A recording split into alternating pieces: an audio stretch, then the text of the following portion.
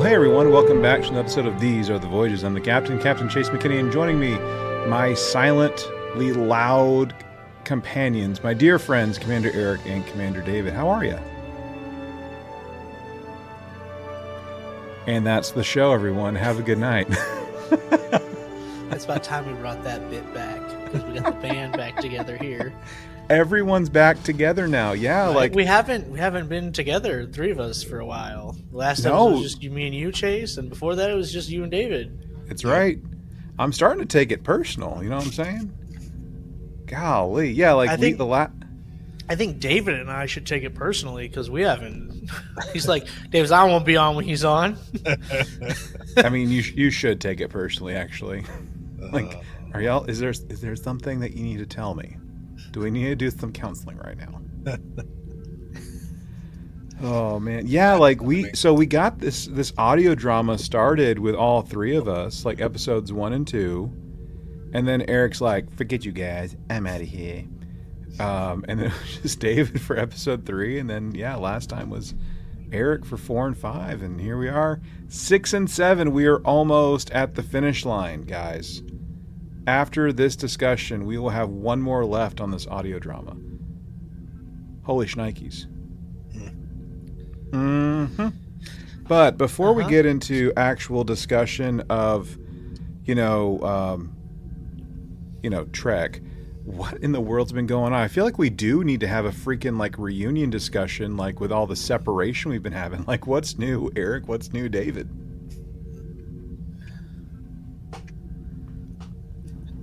Okay, I'll go. Wow, this is fantastic. No, it's fantastic. We forgot how to do this, three people. This tryst we're having. I can here. you want me to take the night off? Y'all just do this for me, okay? I'll come back in 2 hours and I'll turn it off. I am coming to you live from my brand new house. Hey. Well, it's not brand new. It's almost 100 years old, but it's new to me. Time is relative. New to my wife. Yeah. Yes. It's almost a 100-year-old house here. Raquel and I, we just moved this past weekend. Oh my God, what a crap show that was. But no, we've been looking for a house. We looking for a house that we could. Because my mom is living in Florida with her husband, and they have nobody near them, and he has dementia, and we've been like, you can't live down there with no one near you, no family near you, nobody that you can rely on, so you got to move back. And so my mom's like, yeah, we're going to. And so over the summer we started looking. Was there something we could do? Our first thought was maybe we could find two houses next to each other, or they didn't have to be right next to each other. They could have been maybe on the same street or opposite sides of the street, or maybe they're on different streets but the backyards were up next to against each other. And we found some place that was perfect, but we got outbid for it, and that sucked. So then we're like, well, maybe we could find a duplex, right? And so we found this awesome duplex right in the old neighborhood that we want to be in, where it's it's just houses with character, older houses, and it's just the perfect location that we wanted to be. And we found it's a duplex, so it's up and down. That was important for instead of being a side by side duplex, right? It was upstairs and downstairs because my mom and my stepdad, they can't do stairs. So we found this place, and we bought it together with my mom, right? So the four of us together, we all own it. Nice. My mom's not living here yet because there's actually a tenant downstairs in the downstairs unit. Her lease doesn't end till March. We told her, hey, you can leave whenever you want for free, right? It won't to break your lease or anything. It won't cost you anything. I don't think she's going to take that, right? No, I'm sticking around. So we're landlords now, right? To this tenant in the downstairs. Nice. But this upstairs, it's perfect for us. It's a two bedroom, but then it's got this extra space here, so we don't have to use the second bedroom as an office. We have this extra space here. It's got awesome windows. There's so much light. Yeah. It's got these original hardwood floors in it, so it's pretty awesome. Yeah, it's pretty cool. But the whole point was, buy someplace we could live with my mom, right? So she's nearby, and then eventually we want Raquel's mom to move in, and so Raquel's mom is eventually going to move in with my mom, right? And I always joke, oh, it's going to be, it's the sitcom. We got the couple that gets married, and we got the white guy with his American mom who only speaks English, and we got the Latina and her mom who only speaks Spanish, and together they're gonna come together, and they're gonna help the young couple raise their kid, and together they are grandma and abuela. That's like Grandma and Abuela, the new sitcom coming exclusively to Paramount Plus, fall 2026. It needs a theme song. Maybe that should be our bit now. Like, we're the writers' room. We should start writing that sitcom. You know what I'm saying? God. Yep, Grandma and Abuela, exclusively. But you need you need like a telenovela kind of like voiceover person to narrate. You know what I'm saying? Like, yes. Previously on Grandma and Abuela. I don't know if you've ever watched a telenovela, but like, you don't need to understand Spanish to know what they're saying. No, you don't. They bring the emotion through. Yes, they do. Oh man, can you imagine? Oh, okay. Anyway, well, cool. I saw some pictures. I did see some pictures of like, I don't know, like how soon it was for y'all moving in, but like, oh my gosh, like so much light, like just floods your space, man. Like, yes, that was like the whole thing that we were looking for, is we want that natural light. My wife is like a plant. She needs light. Nothing like some good old photosynthesis to get the body going, you know what I'm saying? Exactly, and the dog loves it too, Hercules. He's all sitting in the window like, yeah. Looking out the window, he loves it. Well, one of the things you might need to invest in eventually are some blackout curtains, even though you've got the place for it. We're on the second floor, right?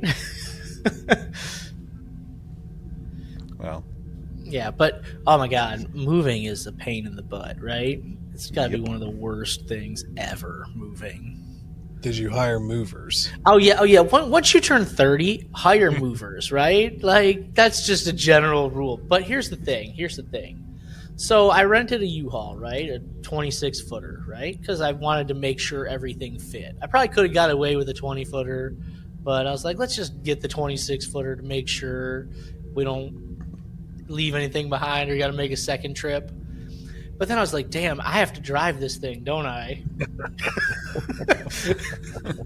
Have you ever tried to drive a 26-foot U-Haul or anything like that? Oh my God. I have, yeah. It feels like I felt like I was so high off the ground in that thing, and I was like, I can't turn. How do you turn right in these things? Turning left, no problem. How do you turn right? Making another left turn. But no, so like, when you go to U-Haul, right? I don't know if you've done this, but like they have this thing like, do you need moving help? And you click yes, and they take you to a website called Moving Help, right? Oh. And like, I've done this plenty. Every time I've moved before, there's like a list of like moving companies, and you can like hire people that way. And so one of the companies that I had used before to move when I first got down here, I was like, oh, I'll just hire them again, right? They worked for me before. So I hired, as like 2 people for 3 hours, right? Because I figure, load and unload, right? 3 hours. Should be able to do it, no problem, right? And it was $300. I was like, whatever, that's totally worth it. So I don't have to lift a couch up flights of stairs and from the 5th floor of the apartment down. Like, that's worth it. Yep. So So one guy shows up, and he shows up like right at 10 o'clock, and I'm like, "Oh, hey, how you doing?" And he looked young. He was like, "This guy looks young." Like, it was not the same people from the time I hired this company before. And I'm like, he's like, "Yeah, somebody else is coming. My uncle's coming, but he's like stuck in traffic, so I don't know when he's gonna be here." It's like, okay. He's like, "But I'll just get to work right now." And he got to work, and he, but like the thing is, they had just like repaved the loading area, so I had to park on like the opposite side of the building, which added like double the length of the trip from where you would normally load and unload. Oh, good grief. Good So it was like grief. taking forever. But this guy, he got right to work and was doing it, and then like his uncle showed up like 45 minutes late, right? But like whatever, and then he worked, and he was working, and like an hour after he got there, the uncle left, and I just saw him get in his car and leave. I'm like, "Where's he going?" And he's like, "Oh, his daughter called him, and he has like it's like an emergency. He's got to go." I was like, "Okay, fine. Like, if your daughter's calling, like, I would expect you got to do something, right?" Yep. I was like, "So is anybody else going to come?" He's like, "He said they're going to send somebody over." I was like, "Okay." And so we're working. And it's like an hour later, right? And no one else has shown up.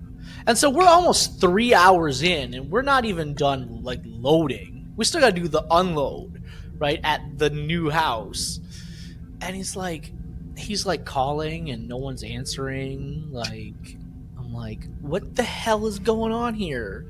It's like, and I told him, like, when we finally got done loading, I'm like, "So now I know we're at 3 hours, right? And I only paid for 3 hours, but like, you've been here for 3 hours. The other guy was here for 45 minutes, right?" Like, it's like, "So what happens now?" He's like, "Well, I'll just unload for you." It's like, "Well, I mean, I paid for 2 people." He's like, "Oh, did you? I have no idea what you paid for." Like, good thing they tell you something. And so we get to we're driving. I was like, "So when we're driving to like the new house, can you like call and figure out what's going on?" He's like, "Yeah, I'll do that." And when we got here, he's like, "Yeah, I finally got a hold of the boss, and he said maybe they'll get somebody over here." What do you mean maybe? What do you mean dude. maybe? Golly. And it's like, and so now I am stuck carrying stuff up to the second floor, the exact thing I hired people so I didn't have to do. And I'm old, and I got nerve damage in my knees from a bad car accident. I can't be lifting heavy stuff upstairs, right? And eventually we were getting close to being done, and we were like exhausted. Like it took almost 6 hours to do. And the second right? dude shows up? No one else ever showed up. Okay. No one else ever showed up. That's the point of this story, is no one else ever showed up. And so like we have to take breaks because we're exhausted. And this guy, he finally asked. He's like, "Can I ask you like how much you paid for this?" And I was like, "Yeah, I mean, I paid $300 for 2 people for 3 hours." He's like, "Okay, well, they're only paying me $15 an hour." Now, if you, and I was like, "How old are you?" He's like, 17. I was like, that's why they tried to screw you over, because they figured they could get away with it. And I was like, "Listen, I'm just going to tell you, I don't know if you know how this works, but like they send you like a payment code, right? And like when the job is complete, you give the workers your payment code, and they type it into their little thing, and they don't get paid until you give them the payment code." And I was like, "I'm going to tell you what, I'll pay you, but I'm not giving you the payment code." He's like, "I don't know anything about payment code, anything like that." So I was like, "Okay, well, I'm not paying that. I'm not paying this company. I'm not giving anybody this payment code. Right? And if anything goes through on my credit card, I'm disputing it. Right? I'm not paying your company, but I will pay you, and I will pay you directly." Right? So I just cash apped him like $150. Half the money that I was going to spend. And I was like, I didn't pay that. I did not pay the company, and the company never called me or messaged me or anything to ask like what went on. Dude. And I'm like, They just gave up on that job. they did. I'm like, never. I need to go write a strongly worded review. That's crazy. Yeah. So it was a real crap. It was a real crap show. Man, that's awful, dude. Yeah. Yeah, seriously. Wow. Normally, you just have to worry about them breaking stuff, but in this case, showing up. Showing up. Yep. It's like you could That's break like- a few things if you want. Just show up. Yeah, Wow. it was pretty awful. Wow. The point of this story is moving sucks. And Yeah. we are not moving again for a very long time. Right? Yeah, I hope you like where you're at. Yeah, a little 30-year mortgage, right? Yeah. I hope you like it. We like it so far. There you go. It's good enough. Man. Well, that's a fine how do you do, Eric. Thanks for taking us on that journey of yours. I know Wow. it's a very, very long journey. Very, very interesting story. Yeah. Golly. Well, I don't know. David, you got anything? You want to tell us? Yeah? Yeah, to be honest, I don't really remember what to talk about the last time we recorded. So, I mean, the biggest thing really this month is our kid's birthday. So, first birthday, got down on some cupcake, smeared that all over the place, had a good old time. Hey, you have go. you seen the cakes that are like, it's like a bunch of individual cupcakes and they put frosting all over yeah. the whole thing so Yep. it looks like one cake, but it's just cupcakes so you can like serve it to Yeah. like kids easy? Yeah. I'd never seen That's that what we did before. for my daughter's birthday. That's a It's- good idea. Yeah, it's way more convenient. You can kind of gauge how much you want to give a child. Mm-hmm. After he ate that cupcake, and he made a good attempt. I don't think he ate the entire thing, but he was definitely wired for a couple hours and crashed real hard. But when he crashes, he just gets pissed. So it's not really just, oh, I'm so sleepy. No, it's just like, oh, just running around. So that was good. He found his new favorite toy, his little monster trucks. He's been running those around the entire house for the past couple weeks. But yeah, aside from that, on the not so nice front, I was driving to work one morning. It's 2 weeks ago now, I guess, and I was stopped at a light, and some guy who apparently doesn't know how to drive scraped his entire trailer along the back side of my truck. Oh gosh, dude. And then ran. So I actually attempted to follow, but it's morning and he got away. But then I went and parked. I called the cops and hit and skip and all that. And cops come up and we're talking about everything. He's like, hey, there's a truck and trailer back there. You think that's them? It's like, I don't know, detective. Maybe you should go and figure it out. Lo and behold, it was the guy. I personally think that he was like, oh crap, I just ran, so I'm gonna just park here and hope nobody sees me.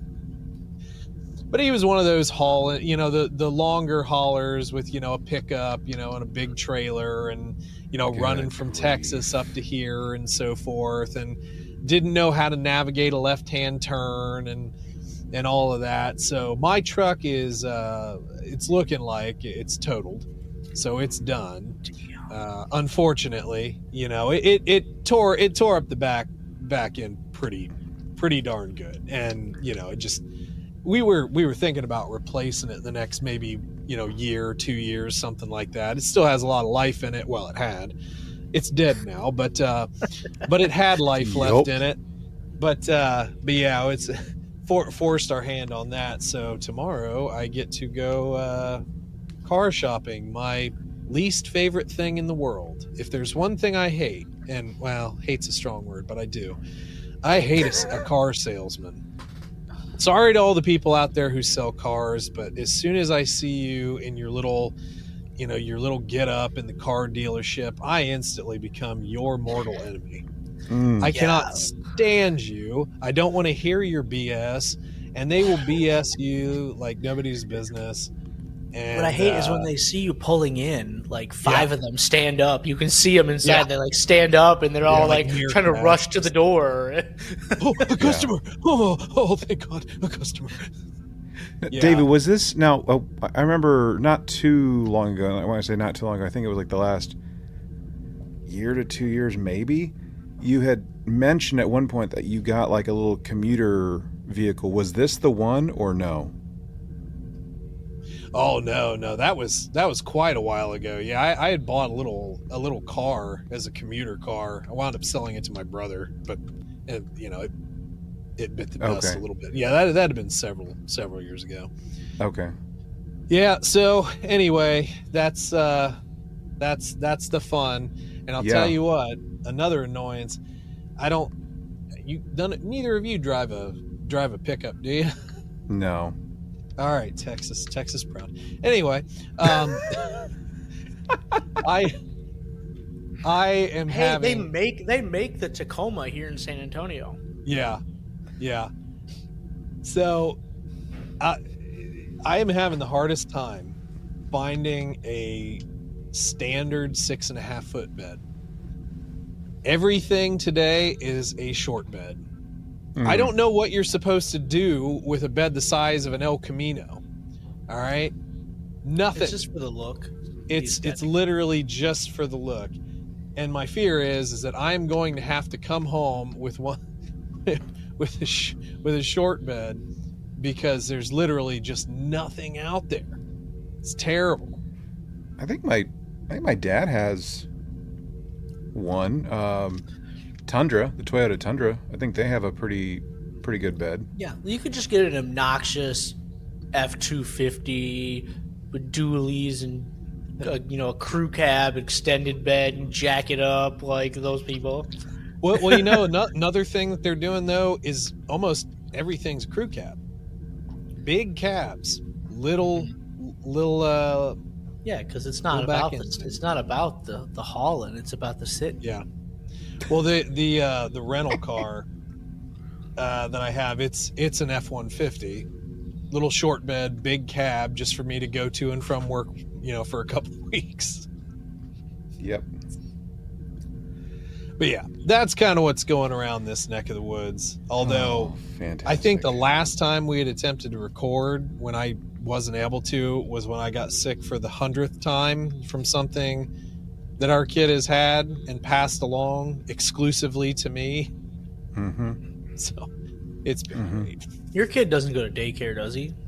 No, okay. He doesn't go to daycare. He's not picking up being sick from daycare or anything. No, it's the cousins and okay. My wife started taking him to a little kiddie class at a gymnastics gym place that one of her cousins owns, so he gets to go play around in the foam and run around on padded mats and so forth and bust into things. So but yeah, it's just between that and just seeing the cousins and all of that, he picks it up and then promptly gives it to me. Fantastic. Man. Well, I don't know if I have any big frustrations to join y'all with, so I'll sit this one out, I guess. They live in the Dolce Vita over there? I guess so. Something cool happened today. Like, it's kind of dorky, but I think I was telling Eric this last time with launching a research study. Part of launching a research study is you have to do this thing called an IRB approval, Institution Review Board, which basically makes sure that you're following like research ethics and protecting human subjects and blah, blah, blah, blah, blah. So I turned that thing in at the time of this recording. That would have been like 2 days ago in the afternoon. Okay. Not even 48 hours later, I get an email from the IRB chair saying, "Hey, your study's been approved. Have fun." Actually not even 36 hours, really. What, it's not supposed to be that fast? No. No. I don't expect IRB approvals to be that quick. Like a week, yeah, maybe. Like a week is like you're looking good if it's a week, but like, holy crap, a day and a half. I mean, I ain't mad. I've already started like putting out my calls for participants and everything. Like that's great. So Yeah, just don't question things. I'm not going to. I'm enjoying it. Okay. That's when I'm the enjoying bad things happen. Word to your mother. Word to your mother. All right, fellas. Well, enough moving and car and whatever stuff. Let's jump into this, okay? And so, yeah, everyone, welcome to another show. We are trucking right along, talking about this audio drama, Star Trek Khan. We are talking about the next two episodes, Episode 6, The Good of All, and Episode 7, I Am Marla. I am not Marla. I am Chase. But the episode is I Am Marla. So, we got some telepathic diplomacy stuff going on. Well, don't we start with our framing story? Isn't it? We do. Like a conversation. I was trying to be funny, but yeah, like we have Sulu talking to Tuvok, man. Remember those guys? They're up on the Excelsior. Good old Captain Sulu having some words with our young ensign. And he's basically, trying to get him to, surveil and kind of spy on Dr. Lear, kind of like dig up some stuff. But we don't know that's what he's asking him to do, right? He's like, are you refusing a direct order? He's like, no, I'm not doing that. But like, something's up. We've been suspecting that something is up with this Dr. Lear for a while. Like, why does she why is she so like gung-ho about making Kirk seem like a villain? Mm-hmm. Right. I feel like I've got an idea at the end of these two episodes, and I hope that's where they're not going, because I think that's dumb. But I think that might be where they're going. Oh, I got an idea too. Yeah, but yeah, we're gonna spy on her essentially, and I don't blame her for having like anti-theft, right? Because she says like theft of intellectual property is like a big thing, and yeah, like people try to steal intellectual property all the time, right? Mm-hmm. Yep. Mm-hmm. So I don't blame her. Yeah, for that part of it. Mm-hmm.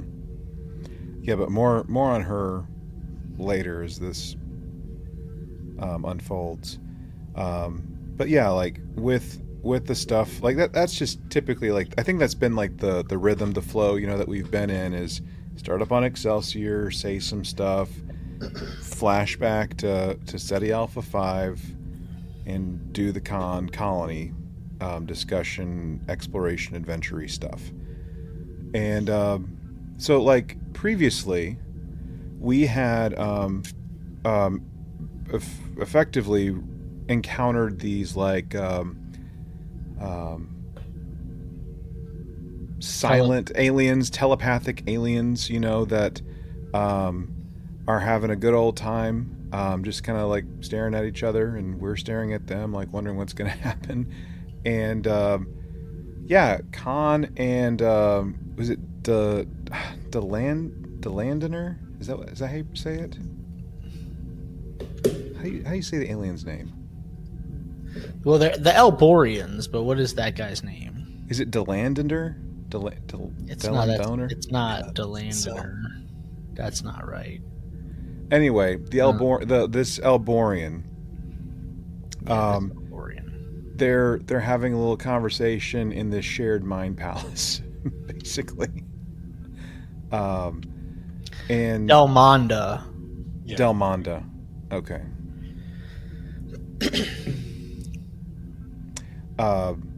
And yeah, they're like having like partly philosophical kinds of conversation for the most part, but also like they're eating like some chicken wings is what it seems like. Like you're supposed to not eat the bone, even though the bone is, chock full of nutrients. Got that calcium in it. Yeah. Yeah, it do. Can you imagine having some alien chicken wings, man? I'm just saying. I mean, would it be chicken? So one of my friends just got back from a missions trip in Peru, and they had guinea pig while they were down there.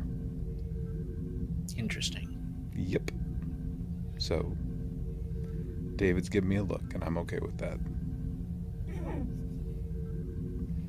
No, but basically Khan here, he doesn't trust the Delmonda or the Alborians because in his mind, like I said it the last time, you know, he's a hammer, right? And he thinks everything is a nail, right? And he doesn't understand that not everybody thinks that way. So when somebody's first reaction is not to be aggressive, to him it comes off as deception, right, or not genuine. So he's so distrustful of Delmonda because in his mind, if he knew about the secret underwater cavern with the big lake, he wouldn't have told anybody about it. He just would have kept it to himself, right? And so he's very distrustful. Mm-hmm.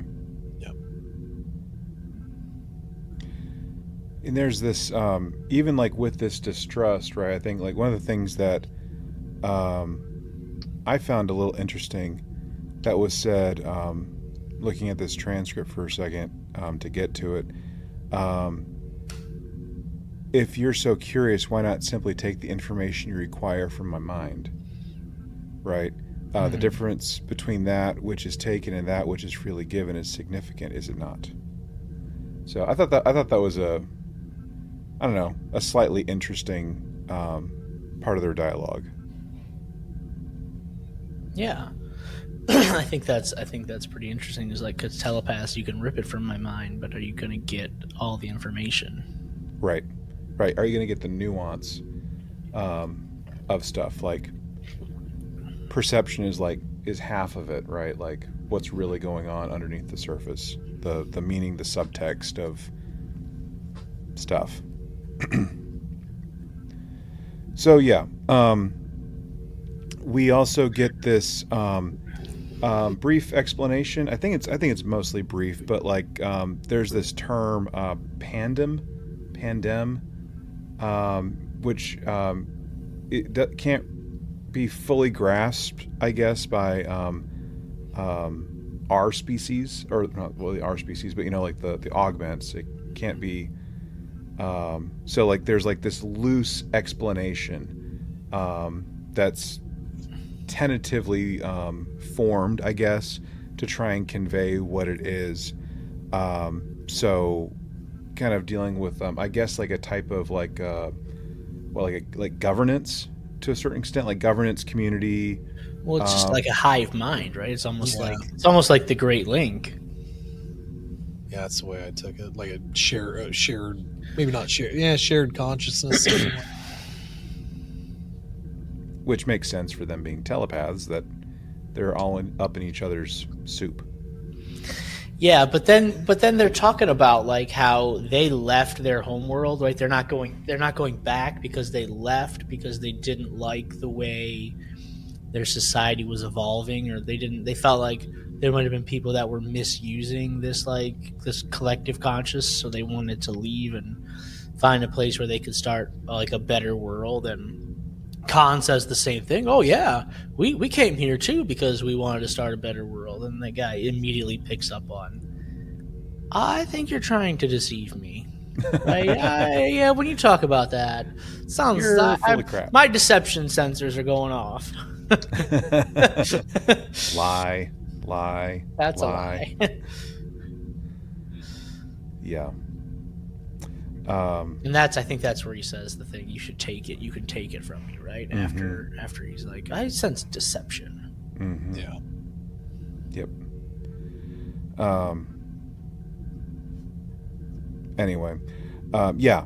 So between that, there's what I think starts to emerge is that like there was like the underground piece, I think that was mentioned in like the last episode of the story, but then now it's really developing a plan for surviving for an extended period of time and trying like the Alborians helping the augments here on City Alpha 5 be able to survive and potentially thrive for about a half decade, I think is what it ends up being. Yeah, and then they're saying like Marla, she's trying to like convince them that like why, like especially Ivan. Ivan is the guy who's just like, nope, kill them all, right? Yeah, don't the only trust good them. the only good Elborian is a dead Elborian. That's how Ivan's mind, right? Yep. And Marla is trying to be like, is it so hard to believe that there are people out there? People, I use people in the broadest sense, right?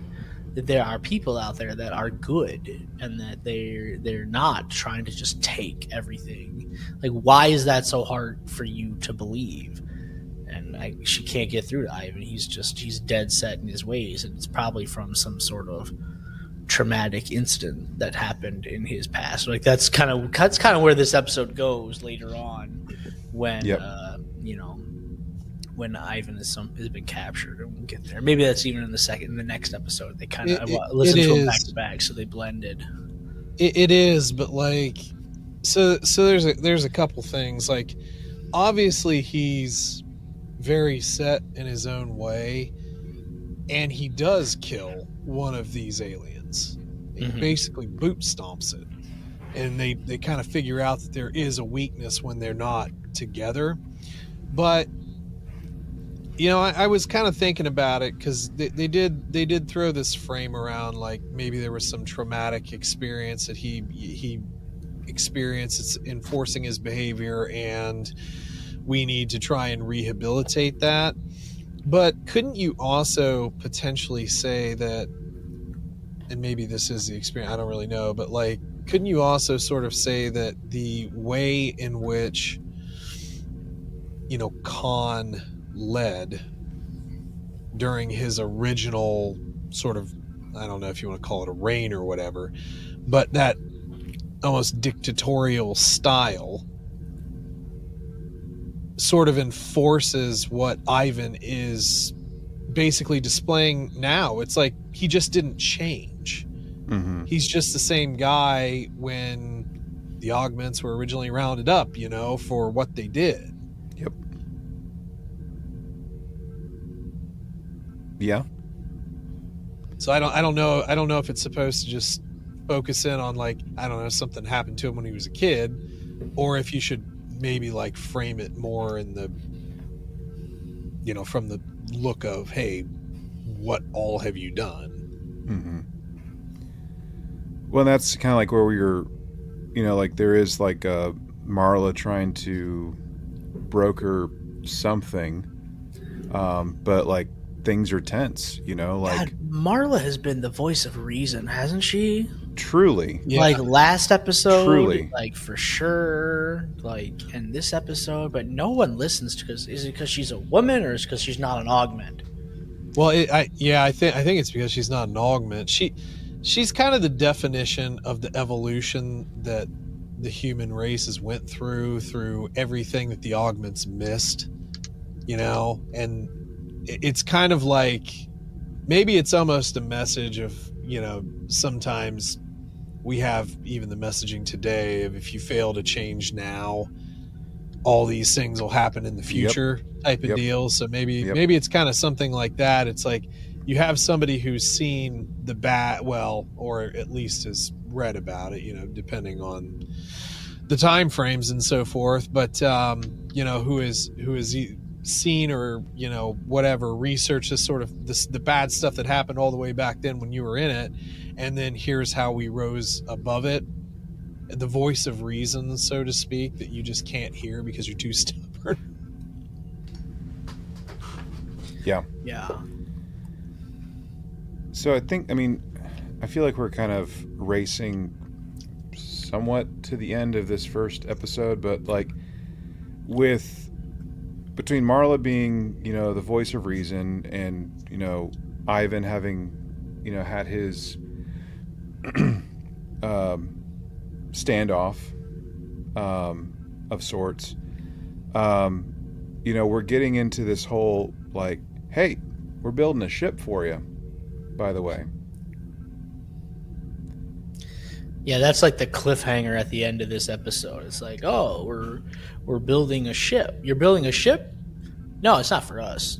It's for you. But I feel like there's a few things that we get. I don't like these episodes blended. I wasn't sure which was happening and when. But like we're trying to set up the underground lab, right? Or the underground place we're going to bunker, live. whatever, yeah. Bunker, whatever. And we want to set up like the med lab because there's the two people that are having a baby.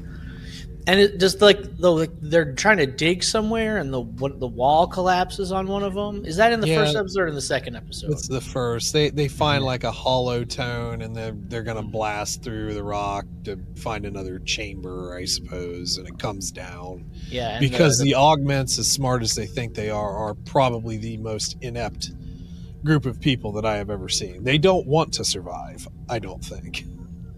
The thing, like between this and just the fact, and I said this, I think, in the first episode we were discussing this stuff, I just can't get over the fact Naveen Andrews, like, not as Khan, like, I think he's doing a great job, but, like, I just can't help but think of Lost.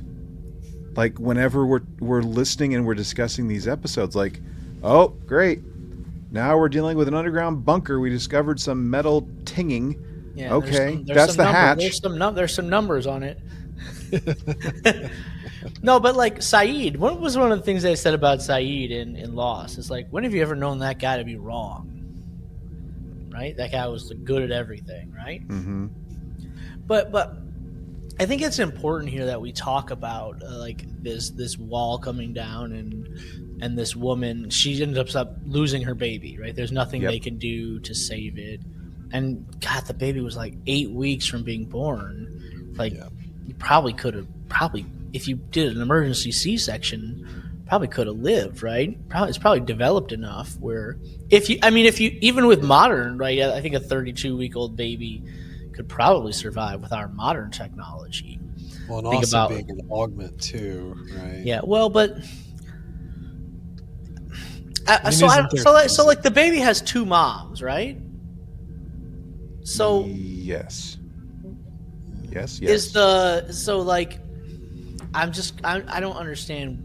I guess I don't know if they explained it or if I missed it, where all the DNA came from to make this baby, right? Yeah. So is it a full augment baby? Because I don't think they did it the natural way. I think it was like IVF here, right? Yes, perhaps, yeah. Right. So like, where did the male DNA come from? But like, they lose her baby, and the one lady, is it Ursula? Is that her name? Yeah. Not the one who was pregnant, but the other one, right? Yeah. You're Ursula, right? She does not take it well, right? No. And I think this is important to what is going to happen later, right? Khan says to her, "Well, listen, we know a baby can survive. We know the baby was growing. Try again, right? And she's like, "Are you kidding me?"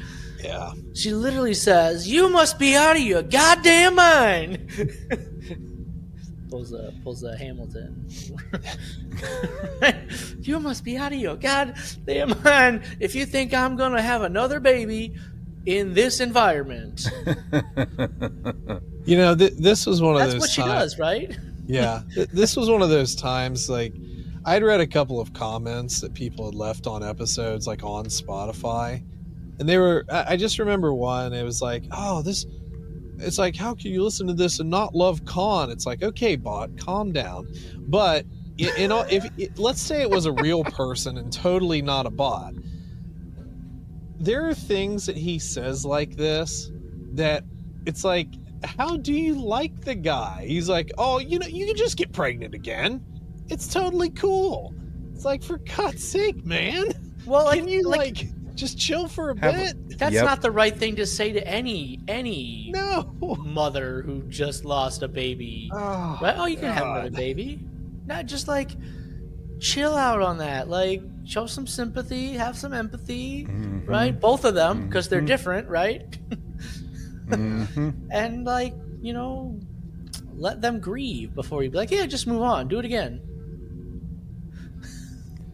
But she doesn't take this well, and No. she is starting to question Khan, right? She's like, maybe Khan is not the leader that we think he is. Maybe he's not the person that we should have followed.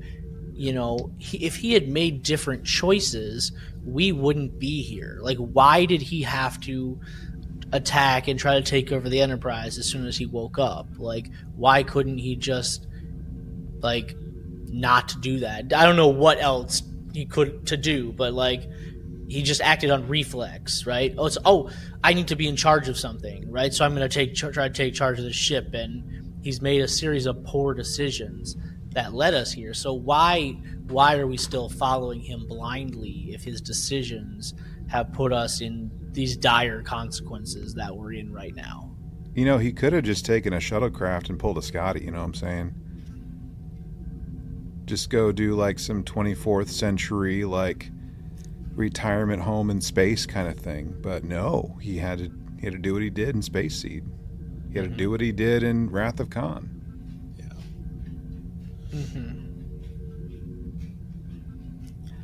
Yeah, and I think the only other thing that happens in this first episode is Marla gets, like, summoned by Delmonda, right? Like, I summon you, come to me. And she shows up, and they find that Ivan is like been taken, essentially prisoner, right? Because he killed one of these Alborians, and they're kind of like they're trapping him in a mind palace as well, right?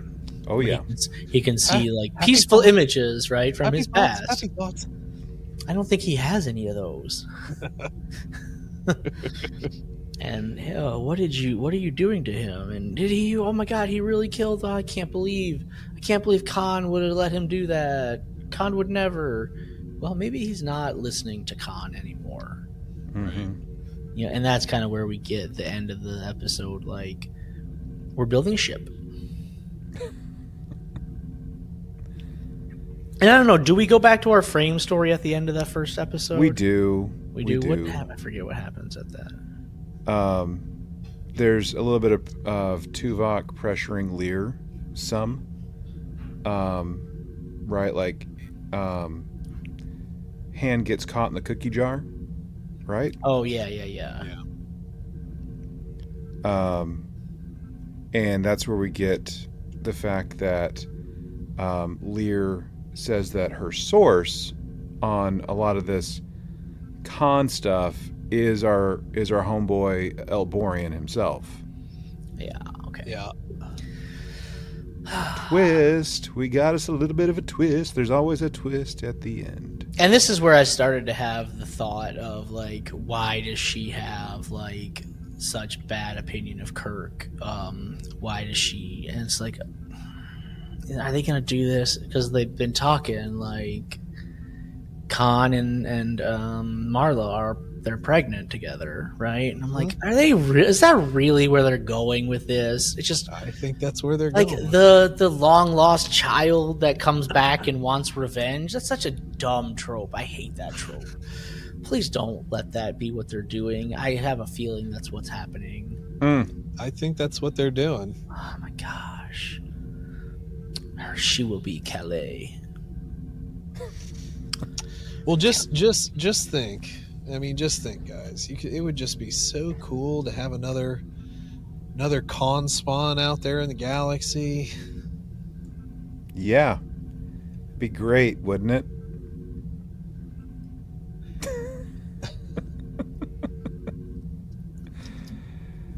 Okay. Well, moving on to episode 7, I Am Marla. So Tuvok, comes in. Hey, here's your tea. Have a cuppa. And then immediately starts to apologize for spying, for doing some cloak and dagger stuff, and at the same time warning her, like, hey, this stuff that you got, it's probably a load of bunk. It's probably a bunch of lies. Yeah, when did Vulcans become, like, forgive the phrase, but human lie detectors. I've never known that to be like a thing. But he's like, yeah, we Vulcans can't tell a lie, but because we can't tell a lie, we're very good at picking it up from other people. I don't know. I've never known that to be a thing. Well, look. I was like, maybe that would be a good academic study, right? A sexy one. Yeah, a sexy one. Ooh, yeah. Well, look, if an android, if a synthetic life form can do a like a little Vulcan nerve pinch, then Vulcans can be lie detectors on legs. Yeah, but he's basically, Tuvok here is basically saying, like, you're lying to me, you're not telling me the truth. I'm telling the captain here, Captain Sulu, that whatever your motives are here, they're clearly not, like, purely academic. You have an ulterior motive, you have bias. And be prepared for your sensors, your theft sensors to go off, because we're digging through everything of yours. We're going through it all. Yeah. Right? That's basically what he says. It's like, we're going through all your work. We're rummaging through your drawers. Yep. Right? This is Watergate. We're stealing stuff. We're breaking in. We don't care. Yep. I mean, that's what he says. Yeah. So, all right. So we deal with like our Excelsior stuff. We're dealing with like, you know, Tuvok and Lear. Okay. We're back at it with back in Conland, okay? Great theme park, you know what I'm saying? Where we have Ivan, who is confronted by Khan, right? They're pretty much from the jump. Yeah, they get to bring him back to their compound, and like they've agreed to like. Yeah, there's a very there's a fragile alliance that's been formed or is forming, I guess, with the Elborians. At the same time, there's this disciplining, this chiding, this whatever that's happening with our boy Ivan because of what happened in the last episode. So, what is it like? The Dell has like this proposal for was like a joint justice kind of thing. Yeah. Is that right? Yeah. Yeah, and it's not here, but I think a little bit later they come to the idea of like how can we learn to trust each other? Like, if we're working together, like we're working near your compound to build this shuttle, there will be interactions between our peoples, right? And where there are interactions, there are conflicts. That happens, right? Conflict is human nature, for lack of a better word, right? Sure. And how do we deal with conflict? Well, you and I have to come to an agreement, right? And I actually like this quote here. Delmonda says, he's like, punishment is not punishment, but it's not for punishment. It's to learn. It's to teach somebody, right? Mm-hmm. What the exact quote is, but he's like, we're not discipline. Discipline is not meant to be punishment. It's meant to teach. I kind of like that. It's like, so in their society, they focus on rehabilitation, whereas Khan is just like, eye for an eye. He killed one of you, you kill him. Yep. Right? Well, come on. That just leaves the whole world blind, right? Yeah. Yeah, to discipline is to teach, not to punish. Do you find these terms acceptable? And then I think the response was they're more generous than I would have offered. Then we've reached a consensus. So, yeah. Yeah, but nobody believes Khan here, right? You don't believe him. No. It's like, of course not. No. He's just like, I'm just going to tell him what he wants to hear, and I'm going to be plotting behind his back because that's just who I am, and I can't learn to think any different. Even though he says I'm evolving or I'm changing, he's not. No. Well, he even kind of says when he confronts Ivan, it's like, I'm going along with this to, for my own ends until it basically displeases me, so it's not, he's definitely not going into it with, 100% good intentions. No. Yep. Yeah, but But now also he doesn't just let Ivan slide either. No, So he like, to doesn't. be fair, he doesn't just let Ivan slide. So Well, I think he was going to, right? Because maybe. Ivan meets with Ursula, who, this is why I said I think it was important to talk about what she went through the last episode, because she even says it. Like, I think Ivan says, we die if we don't follow him?" And she's like, "We die if we do follow him. Like, we are all dead here on this planet, and we need to wake up to realize that fact." We followed Khan, and he has led us into one disaster after the other, one bad thing that's happened after another. When are we going to wake up and stop following him? Yep. And Ivan's like, "Well, I'm going to try to kill him. I'm going to poison him. I'm going to put some poison in this vodka, this 200-year-old bottle of vodka that I've been saving. I'm going to have him drink it. He's going to die, and I'm going to take over as the rightful leader of this camp." She's like, "Hey, yo, you come at the king, you best not miss." That was my impression in The Wire.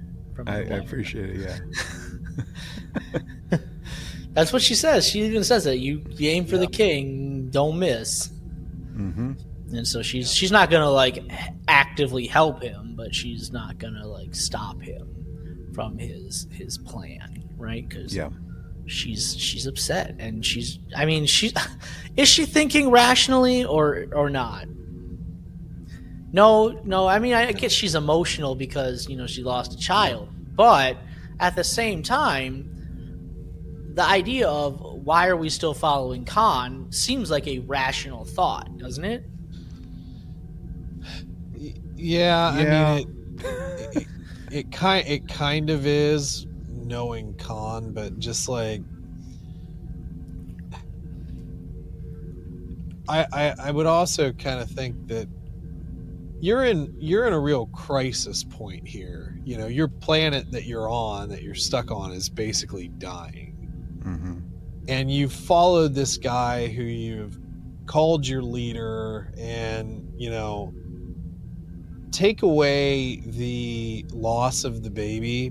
Do you think that she questions him without her own personal loss? So that's the only thing I would think about. I think it was the personal loss that really pushed her over the edge, because like, they've lost people have died. I mean, 2 or 3 episodes ago, we had the kid and his little girlfriend, and who's under the influence of the eel, and he kills her, and then Khan has to kill him, and that all happens basically in her sick bay, and she doesn't really bat much of an eye at that. So I think it's just more personal. Well, but I get that, but could it be like the preponderance of events that are happening, even if it's not her baby, like bad things are stacking up on top of each other? Oh, for sure. Right? And so she's a scientist, right? And so she's looking at the evidence. She just continues to see bad things happen. Mm-hmm. And like the personal thing is just like the tipping point for her. Yeah.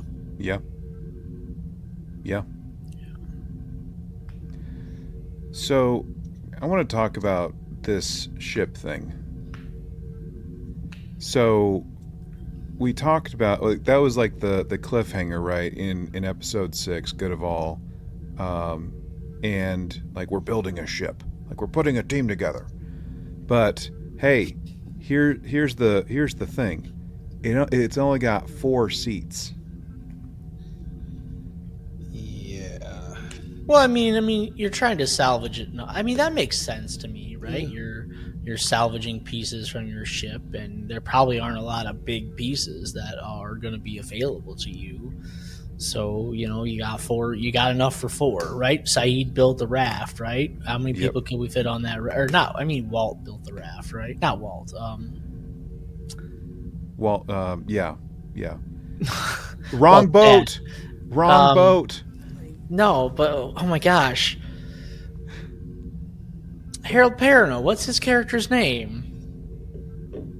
Walt's dad. Oh my gosh, I'm gonna look this. I'm drawing a blank. Keep going. I'm gonna look this up. I can't believe I'm drawing a blank here. Anyway, so we have there's only 4 seats. Yeah, like yes, there's like the salvage piece, and they're gonna. We want to get our humans or augments, whatever, to get trained to fly it and stuff. It's Michael, by the way. There we go. I couldn't remember Michael. It's easy. It's an easy name, right? Yeah. But apart from that, like trying to essentially like divide up like how we're gonna deal with like who's gonna go where, and trying to say like, hey, us Alborians, we're gonna hang out like what in the cave systems, like for the good of everyone. It was basically like wasn't it like a half and half? Like half of our people, half of your people are going into this cave because we only have enough food for half. No, I think it was. He said we can fit all of your people, but only half of our people. Like half of our people have to go to another cave system 11 clicks away, right? But all of your people can stay here, and so like I feel like Del Monda is doing everything he can to sort of like make Khan feel comfortable, right? Like doing everything he can to accommodate him. He's saying your people don't have to go anywhere. My people are going to go somewhere else. We hope they can make the journey over there safely, and we hope that they're going to be okay over there, separated from the rest of us, knowing that like we are not going to be as strong. Our pandom, right, is not going to be as strong if we only have half of us, because like our mental powers get stronger when we're all together. Yep. So like I don't literally know what more Del Monda could have done here. And there's even that incident where like the kids, the augment kids, they're playing their music up on the hill, right? 80s dance club. Yeah, and they run into these other Alborians, right? And they mention they're building a ship, right? And this is before we know that it can only sit 4 people, right? Yeah. And they're like, oh my God, Khan, they're building us a ship. Who told you this? Yeah. Oh, the Alborians told us this. Don't tell anybody else. And of course they're kids, so they're going to, right? Yeah. Yep. And Khan, he confronts Delmon. It's like, you did that on purpose. You did that on purpose, so my people would know you're building a ship. And how can I refuse anything you say now? Because my people think we're going to get out of here.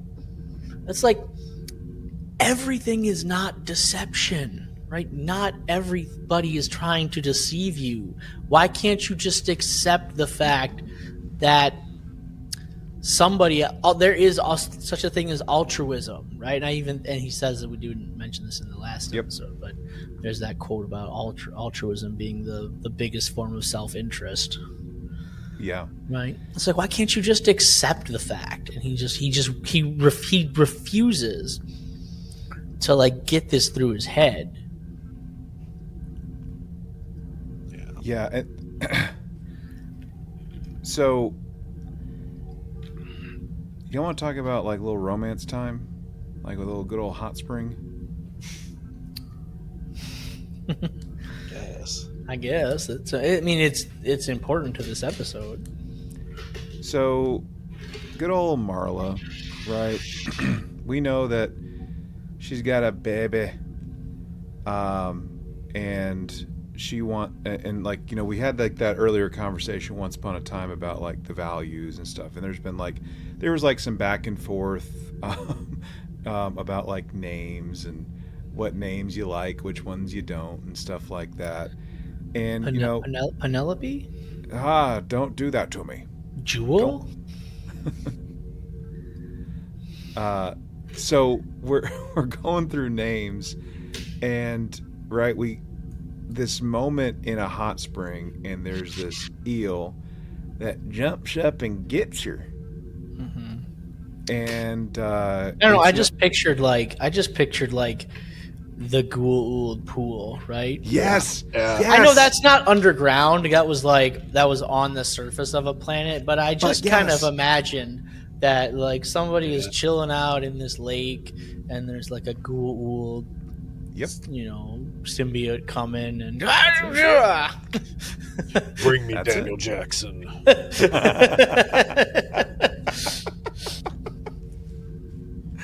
But yes, so yeah, we have an eel that is gonna jump up and get her, and basically it's compromising the pregnancy is what it boils down to, and medical folks in general, including like these Elborian medics, they can't do nothing about this to save the baby or Marley. It has to be one. Yeah, doesn't it like attaches, it's like some larva attaches itself to her brainstem or something, and they can't get it out. And constantly like melt it with your mind. Use your mind powers. Melt it. Yep. It can't happen. It doesn't work that way. No. So Marla, who has been our clear-headed voice of conscience, like this whole time, like with Khan and his people, is basically going to make this sacrifice, right? Like the way that this like it's going in this episode, like, I am Marla, hear me roar. I will go on life support for the sake of the baby. Yeah, okay, so I just want to ask the two of you here, and like, if you don't want to answer this is okay, but like, you're both parents, right? If it comes down to a choice, like, are you saving the baby or are you saving your wife? Gosh, man. And you don't have to answer that if you don't want to, but like, I not having kids myself, I would want to save my wife, right? Because I think Khan says, we could have another child, we could try again, right? Yeah. So I totally see his perspective here, right? But I also see Marla's perspective. She's like, you're crazy. We can't have another baby in this situation, in this environment, the same way Ursula said before. So like I want to live on through our child, essentially, right? And so I understand both of their perspectives, right, from their own point of view. Mm-hmm. And like I said, it's just a question to throw out there. Yeah, I think in our hubris we don't really talk about that enough, between partners and so forth, because it always seems like such a shock.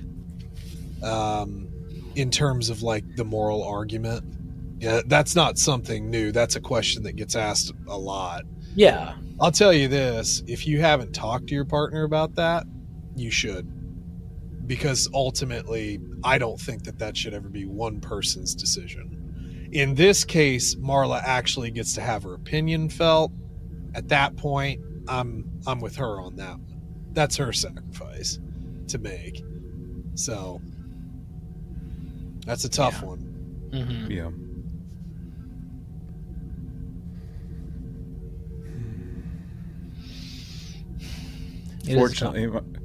Fortunately, my wife and I, we're done having kids. We've had our fill. But this isn't the same thing. But man, like, I will say, like, when my son was born, it scared the phooey out of me. Because he came out and then he didn't start crying right away. Like, I thought he was being born still. I thought we were having a stillborn baby.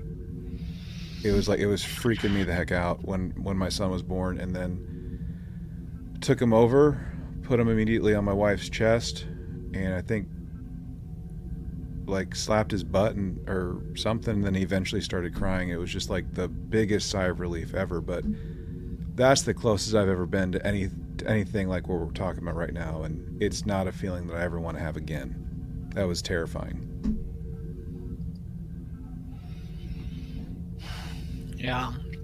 I mean, but she gets to make that choice, right? It's her choice Yep. ultimately, and Khan agrees with it, and they kind of like knock down her brain function to save the baby's incubation, gestation, Yep. right? And I am Marla. Yeah. The thing that I don't know, like the thing that I wasn't expecting to be as affected by as I was had to do with Khan and Ivan, right? Like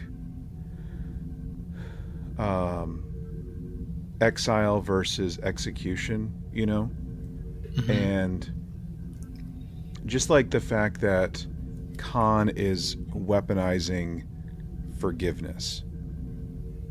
Like that just, I mean, that just reminds me so much of like narcissistic leaders, narcissistic individuals, and like just awful control and stuff like that. And anyway, it just I don't know, it was hitting a little close to home just with stuff that I've experienced in the past with organizations and systems I've been a part of. Can you say that again? Weaponizing what? Forgiveness. I want to think weaponizing forgiveness. Wow, I don't think I've ever like heard that phrase before, like put that way. That's very interesting. Weaponizing forgiveness. No, I just want to ruminate on that because I'm like, that's very interesting. Yeah.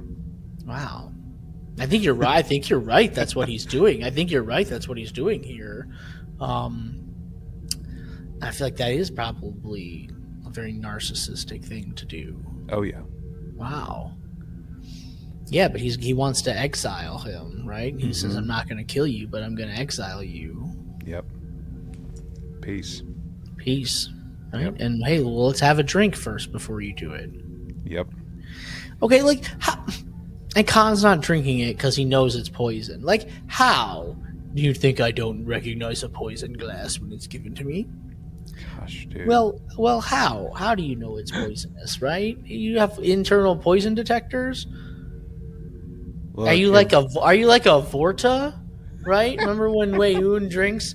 Oh, like the Canar that was poison, right? Uh-huh. Oh, that is quite toxic. That's kind of what I was picturing. Yeah. Yeah. Picture Jeffrey Combs in my mind. And the look on Damar's face. That is stout. Yeah. Well, I mean that basically brings us to the end, I think. Well, yeah, Khan essentially kills Ivan. They get into like a little scuffle here, right? Mm-hmm. And Ivan basically says, "You've turned your back on all of us. You've let these ugly little aliens sort of like corrupt you and change you." And I think this is where David mentioned this earlier. Khan was like, "Well, I'm just kind of going along with it, and I'm making him think that that I'm going along with him, but I'm just kind of leading him on until I can get my own way." Yeah. Now, what was the name? Was it Kali? That the name that was dropped? Yeah, Kali, right? She's one of the like the 10 prominent Hindu goddesses, along with like Shiva and Vishnu, right? One of those high deities. Yeah. Right. And everything he says there, like she's like the goddess of death and a lot of other things. Yeah. I just had to look this up again, but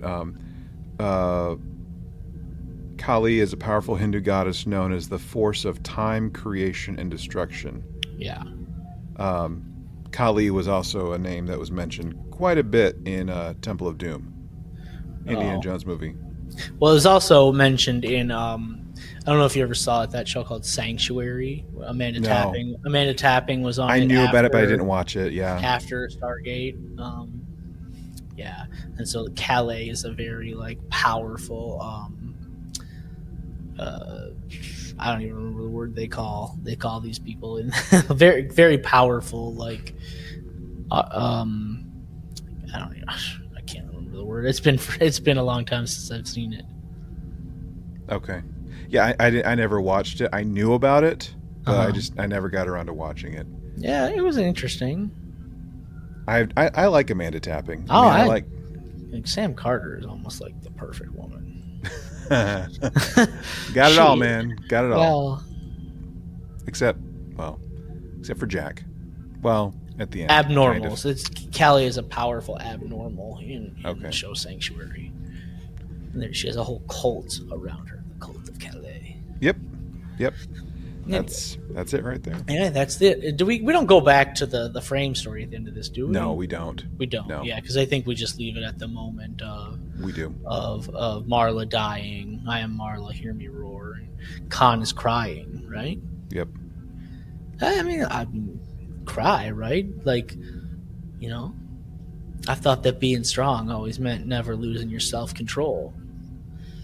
But Yeah, Con. I'm going to let go of my pride because tonight I want to cry. Yeah. Keith Urban said those words. Good old. There's only like one Keith Urban song that I can remember actively listening to. Okay. Better Life. Okay. Yeah. Has a little good banjo strum at the beginning to open it up. Yeah, I like the Days Go By. It's a good That is a Keith Urban song, isn't in it? the road on your driving, you're starting. Days go by. Yeah. You're flying like a hand out the window in the wind. Eric will be here all week, folks. Yeah, I'll be at the He's going honky tonk this Friday. That's right. That's right. Strumming on my banjo. That's right. Honky tonk stud right there coming at you. Oh, man. All right, Eric. Well, we've done this one to death, I think. We talked it through. Yep. We have one more set left to wrap up this audio drum. We'll be done with the Star Trek Con. I feel like we really talked this one through for as little as I feel like happened in these 2 episodes, right? Yep. There's like an A plot and like an A and a half, right? It Yep. wasn't even really like a B, right? Right. Correct. Yeah. Correct. And I said I listened to them back to back, so I kind of got them like fuddled in my mind. Which happened in which episode? Yeah. I have to have the transcripts Uh-huh. to keep me honest with this stuff. Yeah. Otherwise, it would just be like, ooh, just one big jumbled mess, like a little salad spinner of information. Yeah, but I wonder where we're headed with the end of this. We got 2 more episodes, and I don't feel like, we're going to get deep into the, how do these augments survive on this planet before the Wrath of Khan. I don't feel like we're going to really get into that at all, which is, I feel like, what most people probably wanted to know. Yeah. Most people wanted out of this, but that doesn't feel like, maybe there'll be a season 2. Who knows? See, that was the thing I was going to ask is, do you think that there would be a second Star Trek Con audio drama because I don't know, what are do they track ratings for? I mean, I know they can track listens and downloads, but is that like the same thing as ratings? And how do you justify based on ratings, right? Whether you get a second season, if that's the thing you're looking for, right? Or do you just not care about it? Because I can't imagine this cost that much to make, right? I mean, I assume that Naveen Andrews is pretty expensive. Right? Oh yeah, and I feel like George Takei is probably pretty expensive, right? I don't know how much Tim Russ costs. I don't know, but he's gonna be in Spaceballs too. Oh, he's gonna be in Spaceballs too. Yeah. Okay. So they were. So who knows how much this costs to make, right? Because you're just doing studio recording time, and there's no special effects, right? Pyro Guy's not here. Although Pyro Guy's brother is here, right? Somewhere, right? That's right.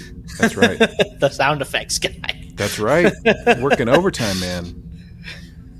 we gotta take care of them. You know what I'm saying? I mean, and who knows if they have any interest in doing a season 2, right? Yeah. If they just, let's just do this one-off thing. But then, I feel like sometimes things get designed as one-offs and they're very successful, so they make it a 2-off and then a 3-off. Yeah. Like Prison Break. I mean, we know that Khan is still on SETI Alpha 5 by the time Wrath of Khan happens. So we do know that. Yeah, that is true.